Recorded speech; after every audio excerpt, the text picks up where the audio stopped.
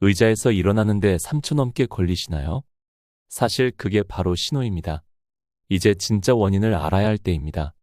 진짜 문제는 무릎이 아니라 그 무릎을 붙잡고 있던 다리 근육입니다. 다리가 무너지면 삶이 무너집니다. 단순히 걷는 게 불편해지는 수준이 아닙니다. 걷지 못하면 병원에 가는 것도, 장을 보러 가는 것도, 친구를 만나러 나가는 것도 다 막힙니다. 말이 좋아 노하지, 사실은 우리 몸에서 근육이 사라지는 병이 먼저 시작되고 있는 겁니다. 무서운 건 이겁니다.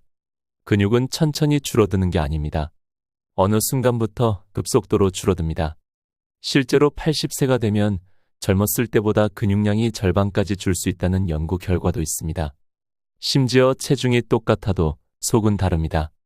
지방이 그 자리를 대신 채우기 때문입니다.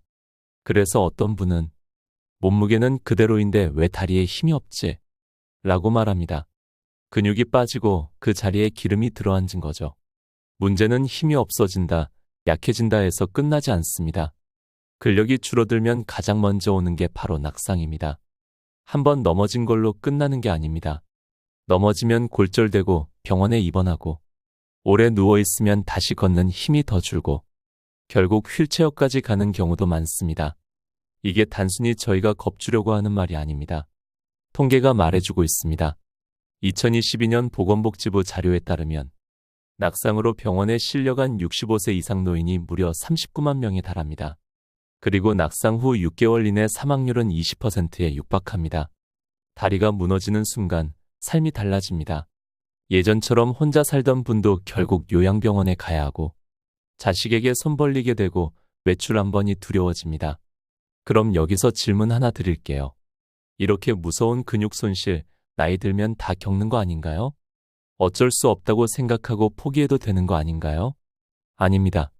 최근 하버드 의과대학의 공동연구 결과에 따르면 나이 때문에 근육이 빠지는 게 아니라 사용하지 않아서 빠지는 것이라는 사실이 밝혀졌습니다.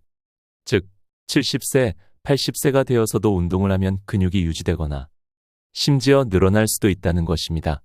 그런데 대부분의 어르신들은 이 사실을 모르고 있습니다. 오히려 이 나이에 무슨 근육 운동이냐, 그냥 걷기만 해도 어디냐 하고 말합니다. 물론 걷는 것만으로도 도움은 됩니다. 하지만 무너지는 걸 붙잡기엔 역부족입니다. 걷기만 하면 막을 수 없는 게 바로 근감소증입니다. 이제부터는 근감소증이라는 말을 꼭 기억해 두셔야 합니다. 이건 단순히 몸이 약해진다는 뜻이 아닙니다. 생존과 직결된 문제입니다. 다리가 무너지는 순간 혼자서 화장실 가는 것도, 잠깐 나갔다 오는 것도, 스스로 밥을 차리는 것도 힘들어집니다. 그때서야 후회하지 마시고 오늘 이 영상에서 알려드리는 내용을 꼭 실천해 보셨으면 좋겠습니다. 이제부터 본격적으로 설명드릴게요. 노화보다 무서운 게 있습니다. 바로 근감소증입니다. 근감소증은 말 그대로 근육이 줄어드는 병입니다. 그게 병이야? 라고 하실 수도 있습니다. 하지만 세계보건기구 WHO는 근감소증을 정식 질병 코드로 분류하고 있습니다. 왜냐면 이 병이 수명을 결정하기 때문입니다. 80세가 되면 아무리 건강한 사람도 최대 절반의 근육이 손실될 수 있습니다. 문제는 이렇게 줄어든 근육은 단순히 힘만의 문제가 아니라는 거죠. 힘이 줄면 걷는 속도가 느려집니다. 계단이 무섭고 외출이 줄고 그러다 보니 사회적 고립으로 이어집니다. 움직임이 줄어들면 소화도 잘 안 되고 살은 더 찌고 건강은 더 악화됩니다. 근감소증이 시작되면 도미노처럼 삶의 모든 축이 흔들리기 시작합니다. 그리고 그중 가장 무서운 건 앞에서 말한 낙상입니다. 노인 낙상의 70%는 다리 근력이 약해졌을 때 발생합니다. 한번 넘어지면 그때부터 자신감이 사라집니다. 나는 이제 밖에 나가면 안 되겠구나? 괜히 또 넘어지면 어쩌지? 이렇게 스스로를 가두기 시작합니다. 넘어지는 것만큼 무서운 게 넘어지고 난 이후의 무력감과 고립감입니다. 그럼 어떻게 해야 할까요? 지금부터 당신이 몰랐던 근육 소실의 시작을 알려드리겠습니다. 계단 오르다가 헉헉거린다는 건 숨이 차서 그런 게 아닐 수도 있습니다. 다리 근육이 빠지기 시작했다는 신호입니다. 많은 분들이 계단 오르기가 힘들어지면 나이 들어서 숨이 차는 거지 하고 넘깁니다. 하지만 의외로 숨이 차는 게 아니라 다리 근육이 버텨주지 못해 무릎이 먼저 아픈 경우가 많습니다. 엘리베이터 없이 계단 한 층만 올라가도 무릎이 시큰하고 허벅지가 후들거린다면 지금 다리 근육량이 경고 수준일 가능성이 높습니다. 특히 허벅지 앞쪽, 의학 용어로는 대퇴사두근이라 불리는 이 근육이 빠르게 줄어들기 시작합니다. 그런데 이건 병원에서 쉽게 말해주지 않습니다. 왜냐고요? 무릎 통증으로 병원에 가도 통은 관절염이나 연골 손상 이야기만 합니다. 근육 빠졌다는 얘기는 뒷전이죠. 근감소증의 초기 신호는 생각보다 더 소소한 데서 시작됩니다. 앉았다 일어날 때 손을 짚게 된다. 바닥에 앉았다가 일어나는 게 불편하다. 양말 신을 때 중심이 잘 안 잡힌다. 예전보다 허벅지가 말라가는 게 느껴진다. 이런 느낌이 조금이라도 든다면 지금이 바로 근육을 다시 키울 마지막 기회입니다. 많은 분들이 이렇게 말씀하세요. 지금 운동 시작해도 늦지 않을까요? 나이 들면 근육 안 생기지 않나요? 정답부터 말씀드릴게요. 아닙니다. 지금 시작해도 늦지 않았습니다. 심지어 80세 이후에도 근육은 만들어집니다. 다만 방법이 달라야죠. 헬스장에서 기구 잡고 무겁게 드는 운동이 아니라 내 몸을 이용한 안전한 근력 자극법부터 시작해야 합니다. 그 전에 먼저 확인해 볼 게 있습니다. 의자 일어나기 테스트. 이건 병원에서도 치매 검사보다 더 중요한 체크입니다. 방법은 간단합니다. 팔짱을 끼고 일반 식탁 의자에 앉습니다. 그 다음 팔을 사용하지 않고 다리 힘만으로 5초 안에 일어설 수 있는지 확인합니다. 만약 5초 이상 걸린다면 근육이 많이 줄어든 상태일 가능성이 높습니다. 그리고 한 번만 더 체크해 보세요. 10초 안에 5번 의자에 앉았다 일어서기를 반복할 수 있다면 괜찮습니다. 하지만 그게 버겁고 숨이 차거나 허벅지가 후들거린다면 지금부터 운동을 시작하셔야 할 때입니다. 그럼 어떤 운동을 해야 하나요? 매일 걷고 있는데 그걸로 충분한 거 아닌가요? 많은 분들이 걷기만 하면 된다고 생각하시는데 이게 함정입니다. 걷기는 심장 건강, 폐 기능, 혈압 관리에는 도움이 됩니다. 하지만 근육을 만드는 데는 한계가 있습니다. 왜냐면 걷기만 해선 특정 근육이 자극되지 않기 때문입니다. 특히 엉덩이 근육, 허벅지 근육은 별도로 자극을 줘야 유지됩니다. 지금부터 70세에도 근육을 늘릴 수 있는 3가지 운동법을 알려드리겠습니다. 첫 번째, 의자 스쿼트. 준비물 등받이 없는 의자 하나. 의자 앞에 서서 두 발을 어깨 너비로 벌립니다. 팔은 앞으로 쭉 뻗고 엉덩이를 뒤로 빼며 천천히 앉습니다. 앉자마자 바로 일어섭니다. 이걸 10회 반복합니다. 하루 2세트만 해도 충분합니다. 주의할 점은 무릎이 발끝보다 앞으로 나오지 않도록 하고 등을 펴야 합니다. 두 번째, 벽에 대고 팔굽혀 펴기. 일반 팔굽혀 펴기가 어려운 분들은 벽에 손을 대고 팔굽혀 펴기를 하거나 안정된 식탁 가장자리에 손을 대고 가슴을 내밀며 팔굽혀 펴기를 합니다. 하루 10회씩 천천히 2세트를 추천합니다. 이건 상체와 복부, 팔 근육을 동시에 자극해줍니다. 세 번째, 발끝 들기와 뒤꿈치 들기. 서서 벽에 손을 대고 발끝을 들어 올립니다. 천천히 다시 내려오고 이번엔 뒤꿈치를 들고 발끝에 체중을 실어봅니다. 이걸 10회씩 반복합니다.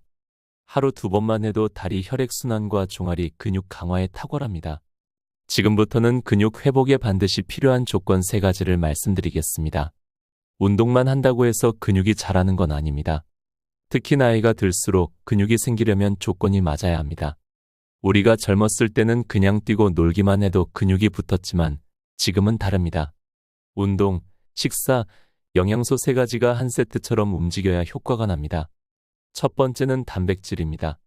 많은 분들이 단백질은 젊은이들만 먹는 줄 아시지만 나이 들수록 더 중요해집니다. 근육을 이루는 재료가 바로 단백질이기 때문입니다. 그런데 중요한 건 하루에 얼만큼 먹느냐보다 언제 먹느냐가 더 중요하다는 점입니다. 대부분 아침은 간단히 식빵 한 조각, 점심은 대충 국물 위주로 드시고 저녁에야 고기나 생선을 드시죠. 그런데 이렇게 하면 근육이 회복할 시간을 놓쳐버립니다. 연구에 따르면 하루 3끼에 걸쳐 고른 단백질 섭취를 해야 근육 합성이 잘 일어난다고 합니다. 아침에는 계란 하나, 점심엔 두부나 생선, 저녁엔 닭가슴살이나 콩 요리를 넣는 식입니다. 각각의 식사에 단백질이 최소 25에서 30g은 들어가야 근육이 자극됩니다. 밥은 반 공기로 줄이더라도 단백질은 포기하지 마세요. 아침에 단백질이 부족하면 낮 동안 쓰인 근육이 회복되지 못하고 그게 하루하루 쌓여서 점점 다리가 약해지는 겁니다. 두 번째는 운동을 못하더라도 아주 간단하게 근육을 자극하는 방법을 알아두는 겁니다. 예를 들어 앉은 자리에서 무릎을 쫙 펴고 다리 들기를 10초 유지하는 것만으로도 허벅지 근육에 자극이 갑니다. 또는 양손으로 수건을 꽉 잡고 5초간 당기기만 해도 상체 근육에 힘이 들어갑니다. 이걸 등척성 운동이라고 부르는데 관절에 무리가 가지 않으면서도 근육에는 강한 자극을 줄 수 있어 나이 든 분들께 딱 맞는 방식입니다. 세 번째는 영양소입니다. 그 중에서도 비타민 D, 비타민 K2, 마그네슘. 이 세 가지는 근육 유지에 꼭 필요한 요소입니다. 비타민 D는 햇볕을 통해 흡수된다고 알고 계시지만 나이 들면 피부가 비타민 D를 잘 만들지 못합니다. 그래서 하루에 10에서 20분 햇볕을 쬐는 것으로는 부족할 수 있습니다. 실제로 70에서 80대 분들 중 80%가 비타민 D 부족 상태라는 통계도 있습니다.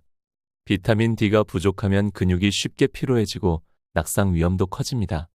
여기에 비타민 K2가 부족하면 칼슘이 뼈로 가지 못하고 혈관에 쌓여 심장 건강에도 악영향을 줍니다. 마그네슘은 근육의 수축과 이완을 조절하는 데 필수인데 대부분의 한국인은 마그네슘 섭취가 부족합니다. 이 세 가지는 음식으로도 챙길 수 있습니다. 비타민 D는 계란 노른자, 고등어, 연어에 많고 비타민 K2는 발효식품인 청국장, 나토, 치즈에 풍부합니다. 마그네슘은 시금치, 아몬드, 해바라기 씨, 다크초콜릿에 많습니다. 하지만 식사만으로 부족하다면 종합 영양제로 보충하는 것도 한 방법입니다. 다만 복용 전에는 반드시 의사와 상의하시길 권합니다. 사실 가장 어려운 건 운동을 꾸준히 하는 겁니다.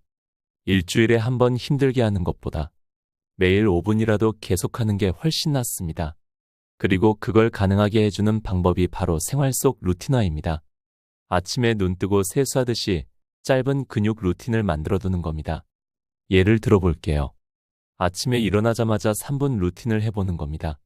먼저 침대 옆에서 바로 할 수 있는 기상 스트레칭입니다. 두 팔을 위로 쭉 뻗고 기지개를 켜듯이 몸을 늘립니다. 이때 종아리를 들어 올려 발끝을 세워주면 혈액순환에 도움이 됩니다. 그 다음 무릎을 가볍게 굽힌 상태에서 벽을 짚고 앉았다 일어났다를 5회만 해봅니다.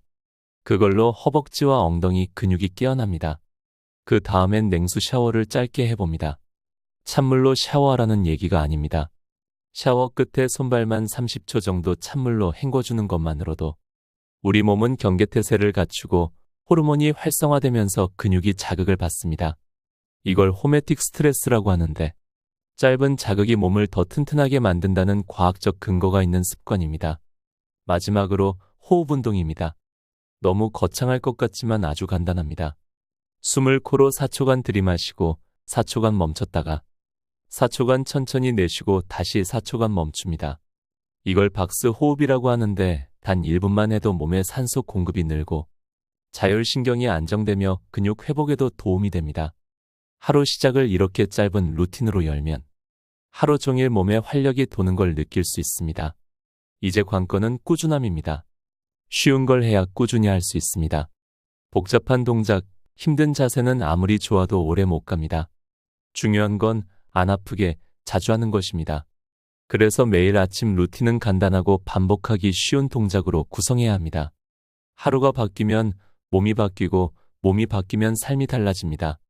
근육은 결국 오늘 내가 어떻게 살았느냐에 따라 조금씩 쌓이고 빠집니다. 지금부터라도 늦지 않았습니다. 당신의 다리 근육은 오늘도 당신을 지켜주고 싶어 합니다. 이제 남은 건 작은 실천뿐입니다.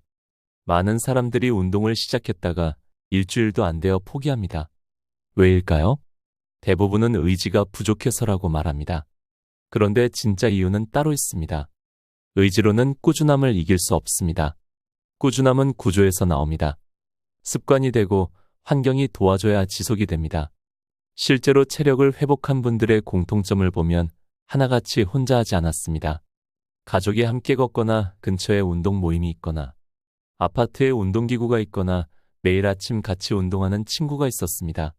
사람이든 환경이든 자연스럽게 운동하게 만드는 루틴을 만든 것이 핵심이었습니다. 서울 강동구에 사는 김윤호 어르신의 이야기를 들어볼까요? 올해로 85세이신데 매일 아침 6시면 동네 한 바퀴를 자전거로 도십니다. 처음에는 심한 무릎 통증 때문에 병원 신세를 자주 졌지만 의사가 이제 운동하지 않으면 수술밖에 없다고 말한 그날부터 매일 10분씩 자전거를 탔습니다. 처음에는 아파트 단지를 한 바퀴 도는 것도 힘들었지만 2달이 지나자 근육이 조금씩 살아났습니다. 이젠 계단도 혼자 오르내리시고 심지어 가벼운 등산도 하십니다. 사람이 살아있다는 건 다리가 움직인다는 거야. 라는 말씀이 인상적이었습니다. 김 어르신이 운동을 꾸준히 할 수 있었던 건 단지 결심해서가 아닙니다. 자전거가 항상 보이는 곳에 있었고 아침마다 잠을 깨우는 알람처럼 루틴이 되었기 때문입니다. 그리고 가끔 같이 자전거를 타는 친구들이 있다는 것도 큰 힘이 되었죠. 정말 건강을 회복한 분들은 생활 자체가 운동이었습니다.